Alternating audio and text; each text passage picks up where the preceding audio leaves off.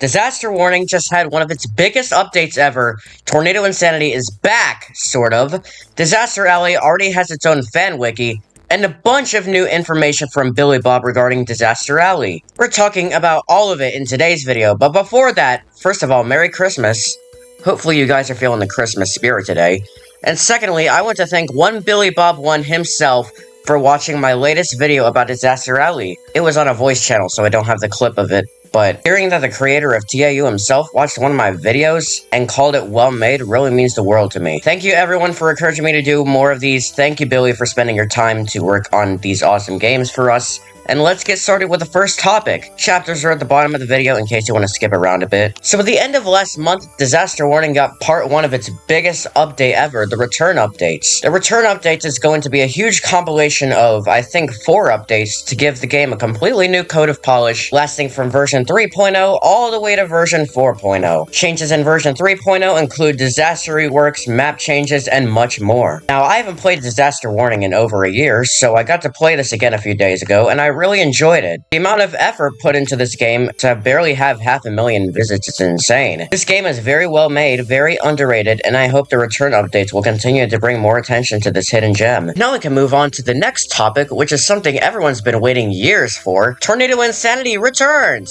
Sort of. Just last Saturday, Soda reopened the 2020 version of Tornado Insanity, including its original Winterfest party. No Tartarus or anything crazy like that, just a chill, see what I did there, game with pure winter vibes. Now the game's description makes it clear that there are no future plans on actually bringing back and continuing Tornado Insanity. This is only open to celebrate the holiday season lasting from December 20th to January 11th this upcoming year. What's going on in here?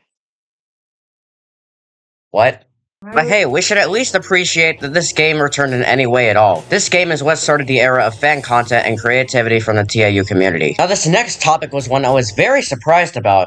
Disaster Alley has only been in development for under 3 months, and the game already has a fan wiki. Created by Freddy10101, this wiki will serve as a library for some of the leaks and information we'll be getting these next few months before Disaster Alley's release, as well as documenting all about the game when it does release. As of right now, there's not much information on the wiki, obviously because the game hasn't actually released yet and won't for multiple months, but I will share the link to this wiki in the description of this video if you want to check it out for yourself. I actually managed to get in contact with the creator of this wiki to share the information from my previous news video. I don't know if any of it got onto the wiki, but I'm going to try to help provide the information and leaks we have so far to keep the wiki up to date. Now it's time to talk about what everybody watching has been waiting for. We've had several new details about Disaster Alley within the past month and a half.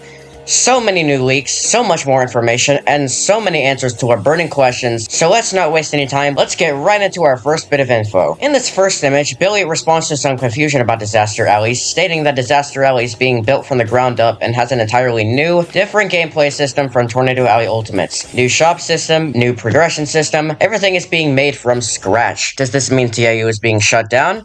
Well, no, it will continue to be the same game it has always been, with all data kept in it for those who prefer it over Disaster Alley. That being said, he does plan on giving TAU players a little extra when they first play Disaster Alley, though we don't know what that is yet. Now, reading this, I could already tell there would be a bunch of people wanting Billy to bring back Tartarus, Taijitu, and Doomsday to Disaster Alley, which I doubted would happen, but I asked him on behalf of you guys. He responded saying it will have an End of the World event, though it will not be the same entity as Doomsday, as he wants to express that Disaster Alley does not need to conform what TAU did, as it is a completely new game. Taijitu is going to stay in TAU, though he may eventually do a Disaster Alley version of Tartarus, but of course that would likely be after multiple updates. Assets from TAU would not be carried to Disaster Alley either, as it, again, is an entirely new game with entirely new code. A very important topic, at least to me, is Disaster Alley lore. According to Billy, there's going to be a pretty heavy lore system in place, one of the many progression systems for players to complete, though this system is optional and meant for those who want to do it. This last detail makes me unsure if Disaster Alley's lore will actually have an impact on the gameplay itself, as TAU's lore did not have much of an impact on its gameplay. It was just there. It existed. I hope this isn't the case for Disaster Alley, as I am very big with lore, I'm sure many others are too, and we would love to see some impactful lore in the game. I think it's a really cool idea. Now, do we have any idea what this lore is about yet? Nope. But when we do get to see the pieces of the puzzle, I'll gladly be the first one to start coming up with some delusional, far-fetched theories. Let's be the game theory of Disaster Alley. Now on the topic of maps in Disaster Alley, a few including myself have been curious about what maps will be in the game and how they'll be built. Billy responded twice, confirming that 1. There are no plans to reuse maps from TAU. Concepts may be reused, but the maps themselves will be completely new, as well as the overall map lineup. 2. Maps in Disaster Alley will be much smaller than in TAU, as according to Billy, 800 by 800 was way too big. Here's an image of an 800 by 800 map. As we can see, the noob NPC in the middle is very small compared to the map's immense scale. Filling in the whole space would result in a much slower experience, especially for mobile players, due to the amount of parts being loaded. At first I disagreed with this. I thought the map should be bigger, but I understand his reasons for making the map smaller, and honestly, I think smaller maps will come better polished and interesting. As for a release date, we do not have one, but we do know what will be included in the first version of Disaster Alley, which will be 5 disasters, 5 maps, and 5 curses, formerly game modes. Once these are completed, the first version will be released with future updates determined based on the game's performance and what players want for the game after launch. The size of the game itself will be around what TAU's first version was back in 2019. He's not trying to make Disaster Alley surpass present TAU in terms of content, he just wants it to be a fun disaster survival game that feels new. End of the world events similar to Doomsday will not be in the game upon launch, but will be in the future when there's a larger player base to warrant making and hyping it. We respect and support Billy's aim here. Quality over quantity. I feel that was one of the main problems with TAU.